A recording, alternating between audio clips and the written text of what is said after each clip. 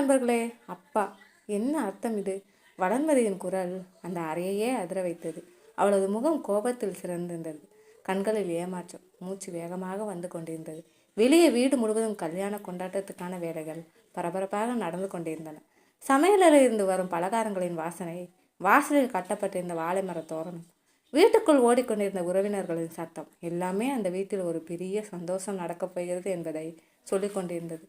ஆனால் அந்த சந்தோஷத்தின் நடுவில் நின்றிருந்த வளர்மதியின் மனதுக்குள் மட்டும் புயல் வீசியது.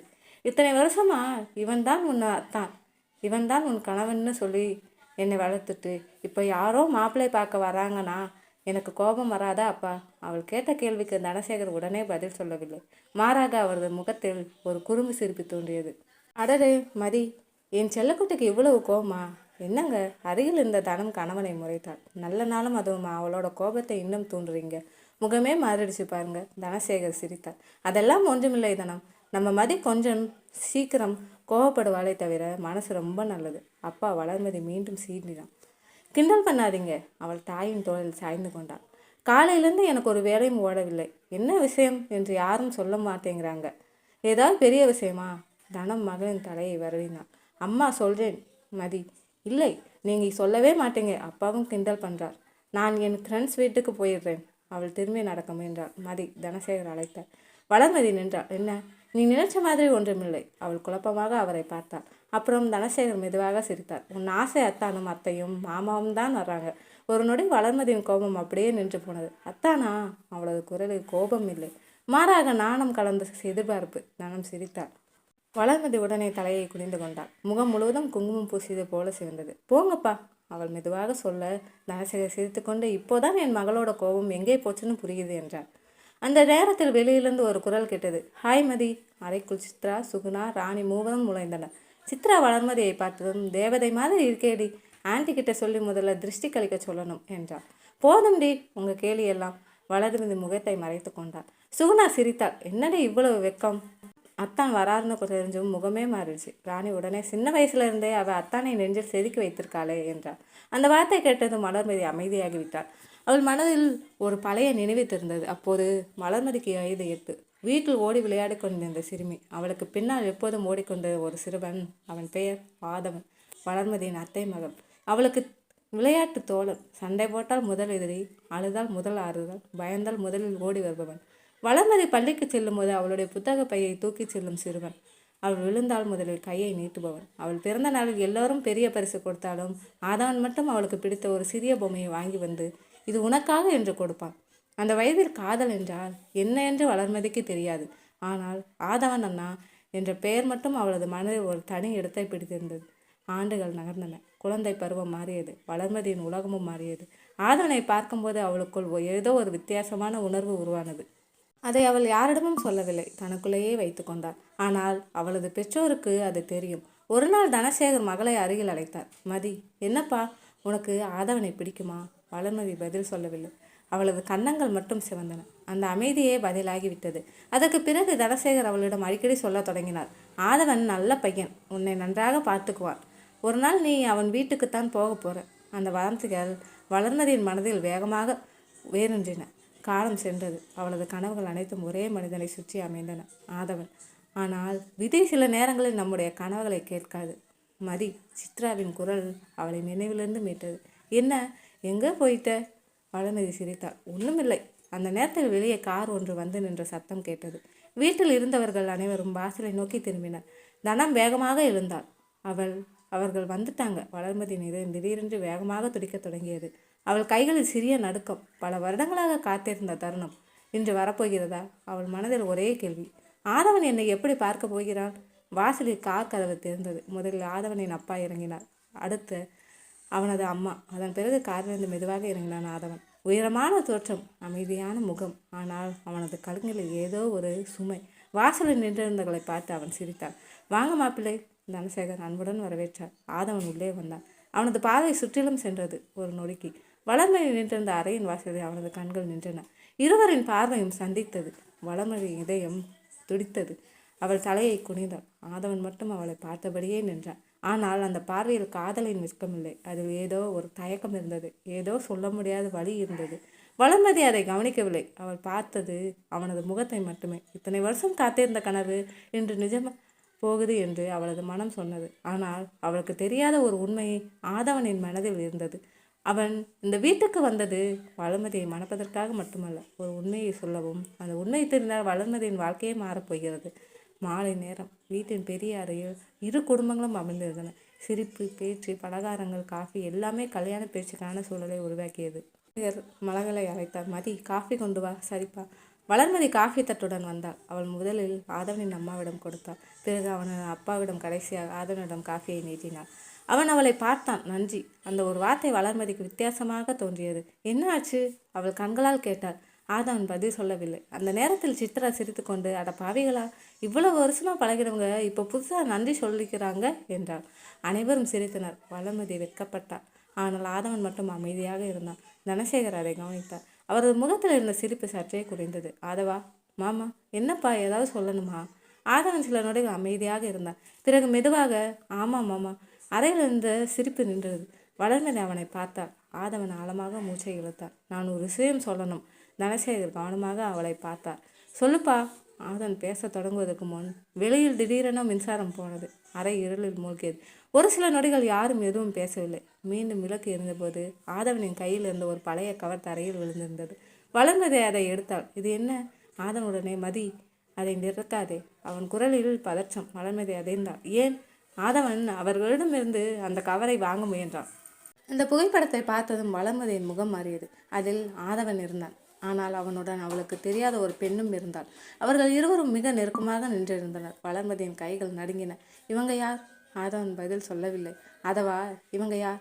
அறையில் இருந்த அனைவரும் அமைதியாகின்றனர். தனசேகர் எழுந்து நின்றார். அதவா. ஆதவன் கண்களை மூடிக்கொண்டான். அவன் சொல்லப்போகும் வார்த்தை ஒரு குடும்பத்தின் பல வருட நம்பிக்கையை உடைக்கக்கூடியது. மதி. அவன் மெதுவாக அழைத்தான். நான் உன்கிட்ட ஒரு விஷயத்தை இத்தனை நாள சொல்ல முடியாமல் இருந்தேன். வளர்மதி கண்ணீருடன் அவனை பார்த்தாள். என்ன? ஆதவன் உதடுகளை திறந்தான். ஆனால் வார்த்தைகள் வரவில்லை. அந்த நேரத்தில் அவனது அப்பா திடீரென எழுந்து, இந்த பேச்சு இங்கே வேண்டாம் என்றார். அப்பா. ஆதவன் அதிர்ச்சியுடன் பார்த்தான். அவர் முகத்தில் கோபம் இல்லை, பயம் இருந்தது. அந்த உண்மை வெளியே வந்தா நம்ம குடும்பம் மட்டும் இல்லை, தனசேகர் குடும்பமும் சிதறும். வளர்மதி திகைத்தாள். என்ன உண்மை? யாரும் பதில் சொல்லவில்லை. தனம் அழத் தொடங்கினார். தனசேகர் தலையை குனிந்தார். வளர்மதிக்கு ஒன்றும் புரியவில்லை. அப்பா. அவள் தந்தையை நோக்கி நடந்தாள். என்ன நடக்குது? தனசேகர் அவளை பார்த்தார். அவரது கண்களில் கண்ணீர். மதி, சொல்லுங்கப்பா. ஆதவன் தான் உனக்கு. அவள் சொல்லி முடிப்பதற்குள் ஆதவன் இடையில் குறுக்கிட்டார். மாமா, இனிமேல் பொய் சொல்லாதீங்க. அறை முழுவதும் உறைந்தது. வளர்மதி அதிர்ச்சியுடன் அவனை பார்த்தான். ஆதவன் அவளை நேராக பார்த்தான். மதி, நீ என்னை எப்படி பார்த்திருக்கிறாயோ அந்த மனிதன் தான், நான் இல்லை. அவளது கண்களில் கண்ணீர் திரண்டது. அப்படின்னா? ஆதவன் பதில் சொல்லவில்லை.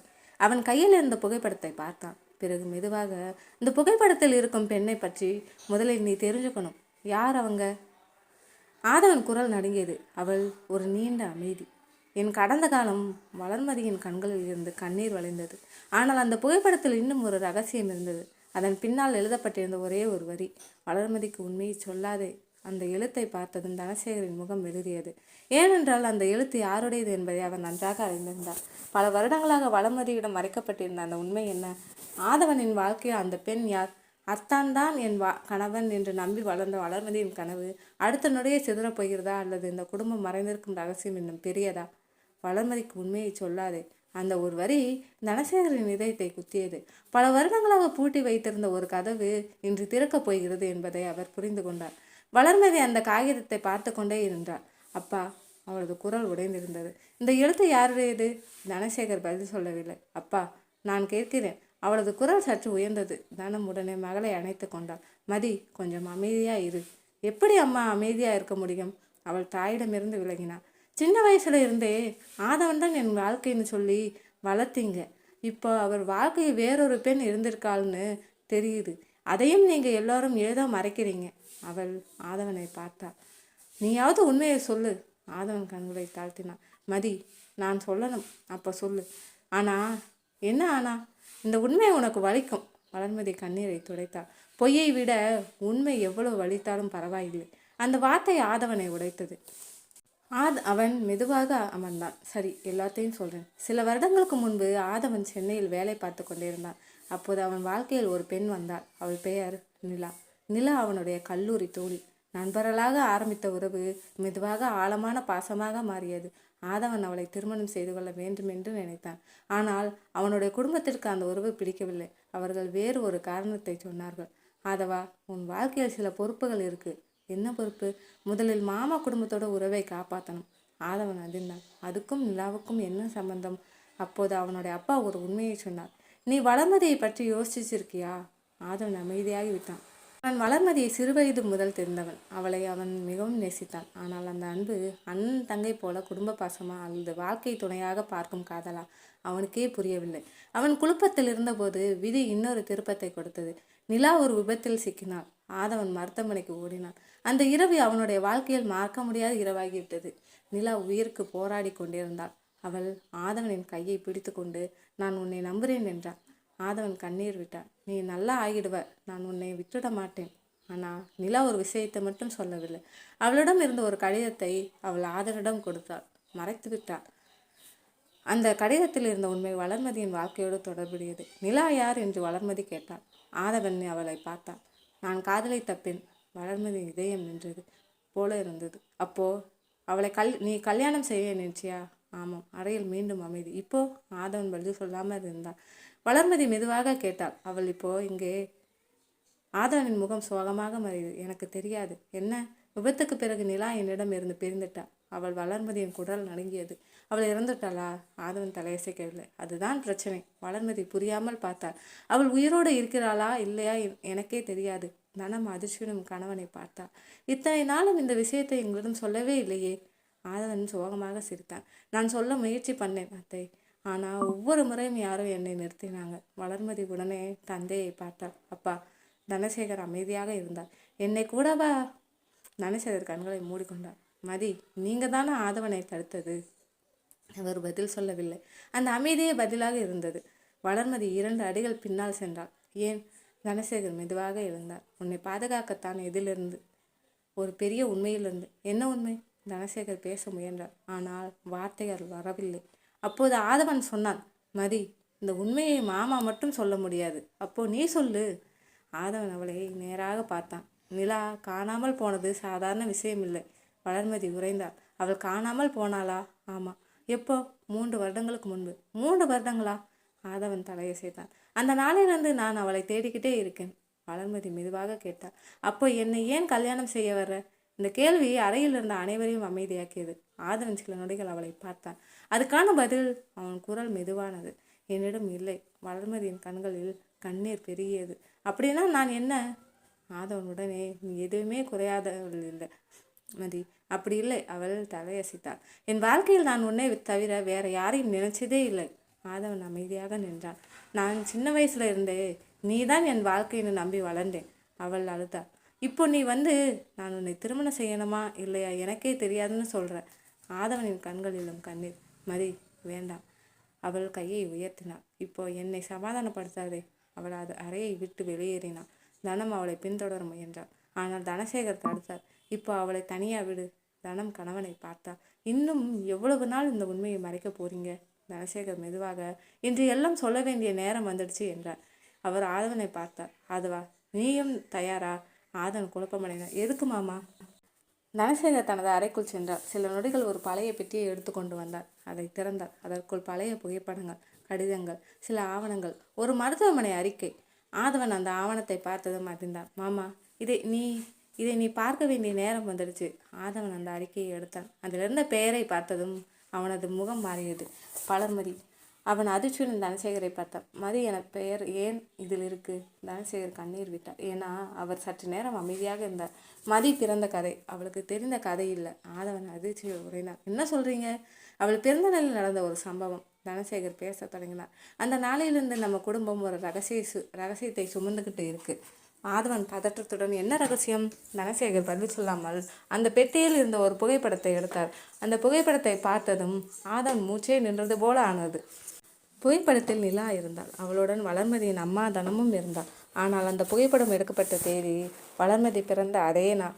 ஆதவன் மெதுவாக இது எப்படி சாத்தியம் என்று கேட்டான். தனசேகர் தலையை தாழ்த்தினார். அதுதான் நம்ம குடும்பத்தின் மிகப்பெரிய ரகசியம். அதே நேரத்தில் வீட்டின் வெளியே ஒரு கார் வந்து நின்றது. அனைவரும் திரும்பி பார்த்தனர். காரிலிருந்து ஒரு பெண் இறங்கினாள். முகம் முழுவதும் துப்பட்டாவல் மூடியிருந்தது. அவள் வீட்டை நோக்கி நடந்தாள். வாசலுக்கு வந்தவள் ஒரு நிமிடம் தயங்கினாள். பிறகு கதவை தட்டினாள். தனம் கதவை திறந்தாள். அந்த பெண் துப்பட்டாவை சற்றே விளக்கினாள். தனத்தின் முகம் வெண்மையாக மாறியது. நீ அவளது உதடுகள் நடுங்கின. அந்த பெண் மெதுவாக சொன்னாள், ஆமாம், நான் தான். தனசேகர் அந்த குரலை கேட்டதும் மறையிலிருந்து ஓடி வந்தான். ஆதவனும் பின்னால் வந்தான். அந்த பெண் முழுமையாக முகத்தை வெளிக்காட்டினாள். ஆதவன் அதிர்ச்சியில் ஒரு அடி பின்னால் சென்றாள். நிலா. அவள் அமைதியாக அவளை பார்த்தாள். ஆதவா. அவனது கண்களில் கண்ணீர். நீ உயிரோடு இருக்கியா? நிலா சிரிக்கவில்லை, அளவும் இல்லை. அவள் சொன்ன ஒரே வார்த்தை, நான் உயிரோடு இருந்ததால் தான் இந்த உண்மையை உன்னிடம் சொல்ல வந்திருக்கேன். ஆதவன் அவள் அருகில் சென்றான். எங்கே இருந்தாய் இத்தனை நாள்? நிலா அவனை பார்த்தாள். நான் எங்கே இருந்தேன் என்பது முக்கியமில்லை. அவள் தனசேகரை நோக்கி திரும்பினாள். நான் ஏன் மறைக்கப்பட்டேன் என்பதுதான் முக்கியம். தனசேகர் அதிர்ந்தார். நிலா. இல்லை மாமா. அவள் குரல் கடினமானது. இனிமேல் யாரையும் மாமான்னு அழைக்க முடியாது. அந்த வார்த்தை அனைவரையும் அதிர்ச்சியில் ஆழ்த்தியது. ஆதவன் குழப்பமடைந்தான். நிலா, என்ன பேசுகிற? அவள் அவனை நேராக பார்த்தாள்.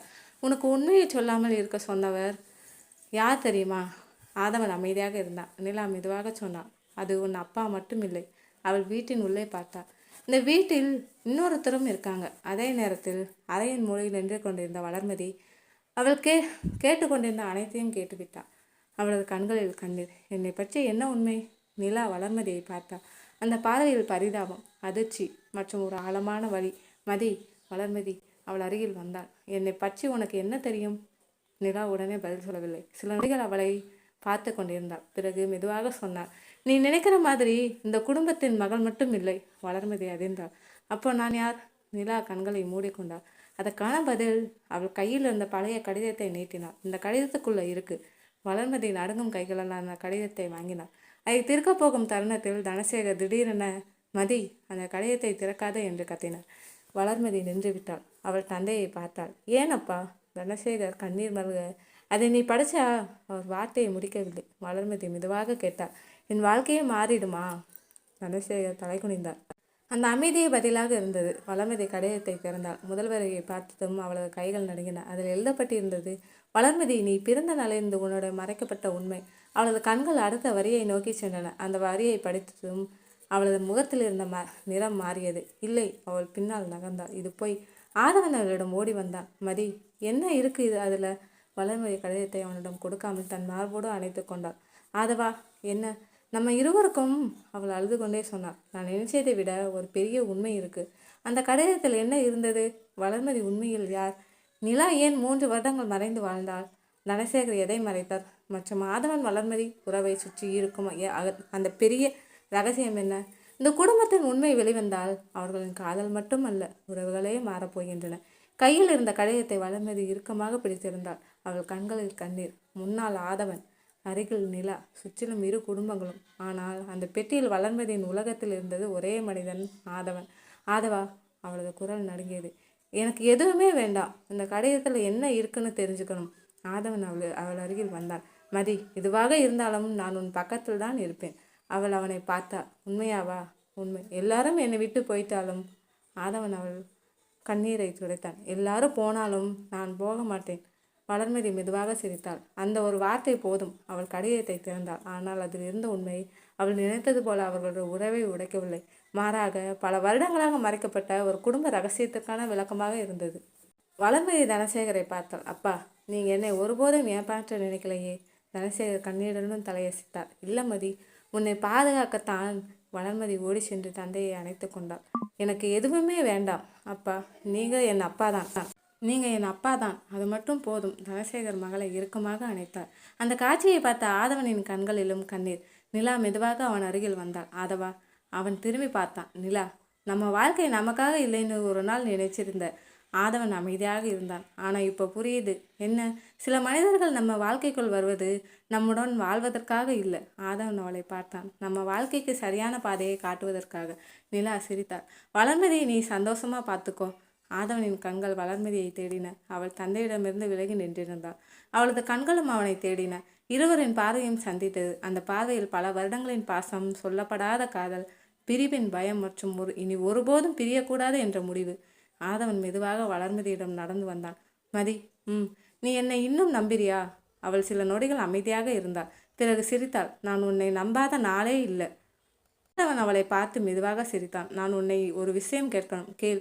சின்ன வயசுல இருந்து உன் வாழ்க்கையில் நான் இருந்தேன். ஆனா அவன் சற்று தயங்கினான். இனிமேல் நான் உன் வாழ்க்கையின் ஒரு பகுதியாக மட்டும் இருக்க விரும்பல. வளர்மதியின் கண்கள் பெரிதானது. அப்போ உன் வாழ்க்கையே ஆகணும். அவளது கண்களில் கண்ணீர் திரண்டது. ஆதவா, இத்தனை நாளும் எல்லோரும் நீதான் என் அத்தான்னு சொல்லி வளர்த்தாங்க, அவன் மெதுவாக சொன்னான். ஆனா இன்று நான் என் மனசால சொல்றேன். அவன் அவளை பார்த்து நின்றான். நீதான் என் வாழ்க்கை துணை. வளர்மதி தலை குனிந்தாள். அவளது முகம் வெட்கம். ஆதவன் சிரித்தான். என்ன பதில்? அவள் மெதுவாக அவனை பார்த்தாள். இத்தனை வருஷம் நான் காத்திருந்த பதில். சிறிய சிரிப்புடன். இப்போ நான் எப்படி மறுப்பேன்? ஆதவன் கண்களை மூடி நிம்மதியாக மூச்சு விட்டான். வளர்மதி மெதுவாக சொன்னாள். ஒரு நிபந்தனை. என்ன? இனிமேல் என்னிடம் எந்த ரகசியமும் இருக்கக்கூடாது. ஆதவன் சிரித்தான். சத்தியம். என்னை அள வைக்கக்கூடாது. சத்தியம். என்னை தனியாக விட்டுட்டு போகக்கூடாது. ஆதவன் அவளது கையை பிடித்தான். அதை சத்தியமாக சொல்கிறேன். வளர்மதி மெதுவாக. அப்போ என் கையை விடக்கூடாது. ஆதவன் அவளது கையை இன்னும் இறுக்கமாக பிடித்தான். இந்த கை இனி என் கையில் இருந்து பிரியாது. வளர்மதி கண்களில் கண்ணீருடன் சிரித்தாள். சில காதல்கள் ஒரு வார்த்தையில் பிறக்கும். ஆனால் இவர்களின் காதல் சின்ன வயதில் தொடங்கி புரியாத வயதில் வளர்ந்து சோதனைகளால் சுத்தமாகி உண்மையால் உறுதியாகி இன்று ஒரு முடிவை அடைந்தது. தனசேகர் அருகில் வந்து இருவரையும் பார்த்தார். வளர்மதி திரும்பி பார்த்தார். அப்பா, நான் சின்ன வயசுல சொன்ன ஒரே வார்த்தை. அவர் சிரித்தார். இவன்தான் உன் கணவன்னு சொன்னது. வளர்மதி வெட்கப்பட்டார். அப்பா, அது அப்போ என் ஆசை. அவர் ஆதவனை பார்த்தார். ஆனால் இப்போ என் மகளோட விருப்பமாக மாறியிருக்கு.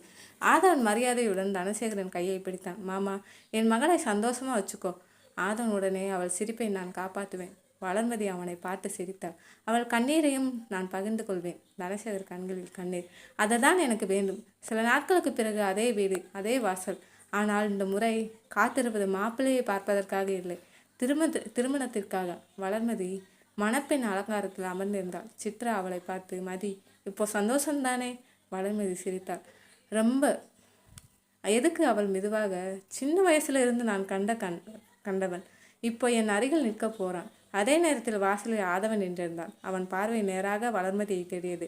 இருவரும் ஒருவரை ஒருவர் பார்த்தனர். அந்த பார்வையில் எந்த வார்த்தையும் இல்லை. ஆதவன் மனதுக்குள் சொன்னான். நீ என் வாழ்க்கையில் வந்தது ஒரு விபத்து இல்லை, நீ என் வாழ்க்கைக்கு கிடைத்த வரம். வளர்மதி மனதிற்கு பதில் சொன்னாள். நான் உன்னை காதலித்தது நேற்று இல்லை, நான் உன்னை அறியாமலே நேசிக்க தொடங்கியது என் சிறு வயதிலேயே. திருமண மேடையில் இருவரும் அருகே அமர்ந்திருந்தனர். வளர்மதி ஆதவனை பார்த்து மெதுவாக சிரித்தாள். ஆதவன் அவளிடம், மதி, இனிமேல் கோபப்பட்டாலும் என்னை விட்டு போகாதே. அவள் சிரித்து கொண்டே, நீ என் கையை விடாத வரைக்கும் நான் எங்கே போவேன்? ஆதவன் அவளை கையை பிடித்தான். அந்த நொடியில் அவர்களின் காதல் ஒரு முடிவை அடையவில்லை, மாறாக ஒரு புதிய வாழ்க்கையை தொடங்கியது. காதல் என்றால் ஒருவரை ஒருவர் பெறுவது மட்டும் இல்லை, எத்தனை சோதனைகள் வந்தாலும் நான் இருக்கிறேன் என்று சொல்லி அருகில் நிற்பதும் தான் உண்மையான காதல். விதை அவர்களை பலமுறை பிரிக்க முயன்றது, ஆனால் அவர்களின் மனம் ஒருமுறை கூட பிரியவில்லை. இதுதான் வளர்மதியும் ஆதவனும் காதலாக தொடங்கி நம்பிக்கையாக வளர்ந்து வாழ்க்கையாக மாறிய கதை.